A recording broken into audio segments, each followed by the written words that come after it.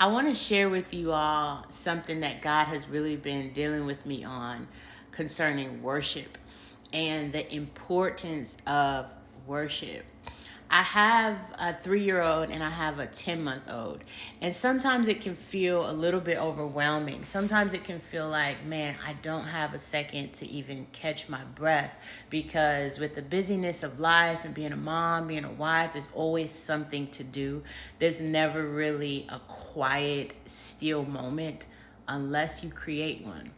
And what the Lord has been really teaching me is that worship keeps you soft and worship keeps you tender. Because what happens is when we're constantly going through the motions of life, when there's always something to do, when you don't have a second to even sit with your own thoughts, sometimes your heart becomes hard. Sometimes you become really harsh toward your children. You become short. And something beautiful that the Lord kind of gave me a revelation on is myself. I grew up really believing that my mom didn't like me. In my heart, I believed that she did not like me. In fact, there was a season where I believe I was 20 years old where I wrestled with suicide thoughts because I just didn't want to be here. And I believed, I was really wrestling with the thought that if I were gone, it would be better for her because she didn't like me anyways. I was always stressing her out. And what I did not realize is, for one, that's a lie. But for two, if you do not worship, you are going to wear on your heart, on your shoulders, on your actions, on your face. Your temperament is going to wear the weight of the world. And the weight of the world is heavy, right? The weight of the world is heavy. And so we have to get into the habit of laying our burdens down at the feet of Jesus, casting all of our cares, right? The Bible tells us to let not our hearts be troubled. That has really been a constant meditation for me. I will not let my heart be troubled.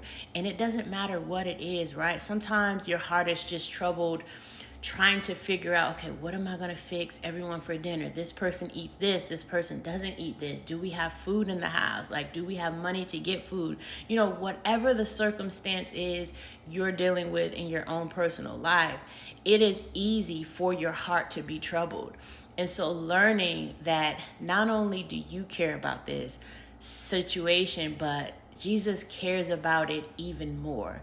If it concerns you, you have to know that it concerns him. Like, you have to not know it here, but you have to know it here, that it concerns him. If it concerns you, even the more it concerns him. So really learning how to truly, not just the Bible tells us we must worship in spirit and in truth, right? So with all sincerity, worship him, casting all of our burdens, all of our cares, whatever concerns you, whatever is troubling your heart, literally laying it down at his feet. And what I've noticed is that I'm more patient, I'm kinder, I'm able to sit with my children in moments of just nothing, right? Sometimes my toddler is like saying the same thing over and over. You see that cloud? You see that cloud? Mama, do you see that cloud? And sometimes it can be like, oh my God, zip it, right?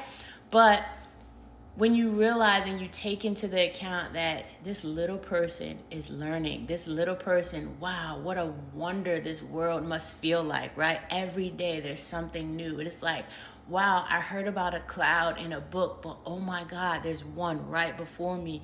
What a wonderful place it is to be a child. And how dare we not keep our hearts tender so that we can truly raise them in the way that they should go.